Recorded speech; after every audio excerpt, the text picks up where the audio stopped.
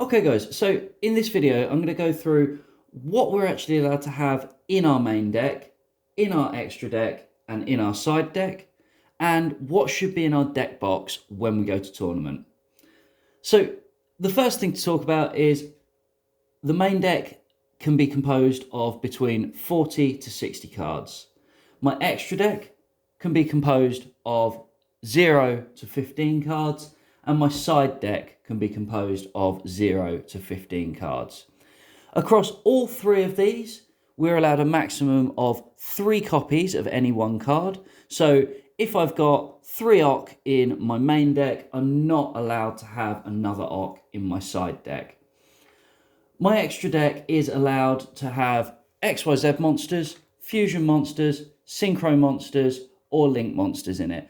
And again, it's got a maximum of 3 copies of any one single card. The only time that's going to vary is if you're trying to include a card that is featured on the ban list. Now, the ban list is split into 3 categories. We've got the forbidden list, the limited list, and the semi-limited list. If you find a card is on the forbidden list, you're not allowed to have any copies of that in your deck at all. It has been entirely banned.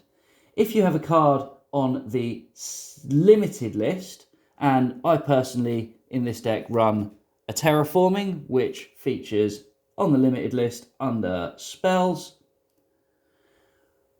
I'm only allowed a single copy of that card.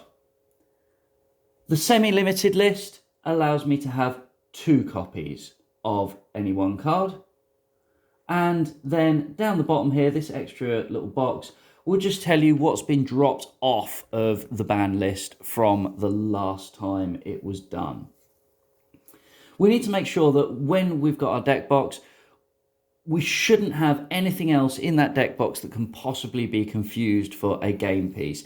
And something that is sort of fairly common and fairly well needed, I'd say, in the modern game is going to be a field centre. And so it's actually worth going online, spending a couple of quid on a field centre, and then sleeving that. They're not a bad little card to have. They look quite nice, and I find it adds to the game.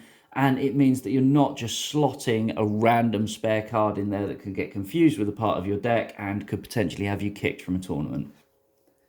Something else that's worth hanging on to is having some spare sleeves. So if you have a sleeve split during tournament, you may not have access to the same coloured sleeves as the rest of your deck. And so having a little packet of spare sleeves is really, really handy. Talking about sleeves, in the current format, we are allowed to have different coloured sleeves on our main deck to our extra deck. My personal preference is for matte sleeves. You do see a lot of people running various sort of fancy sleeves, but I find they build up static and they get sticky, and I find matte sleeves shuffle really nicely. My side deck must be sleeved the same as my main deck. So I can't have different coloured sleeves on my side deck. That's pretty much it for this video, guys. So 40 to 60 cards in my main deck, 0 to 15 cards in my extra deck, 0 to 15 cards in my side deck, a field centre, some spare sleeves, and that should be it. Everything else in your deck box should be completely clear and empty. So I hope you've enjoyed this video. I hope you found it fairly informative, and yeah, I'll see you guys in the next video.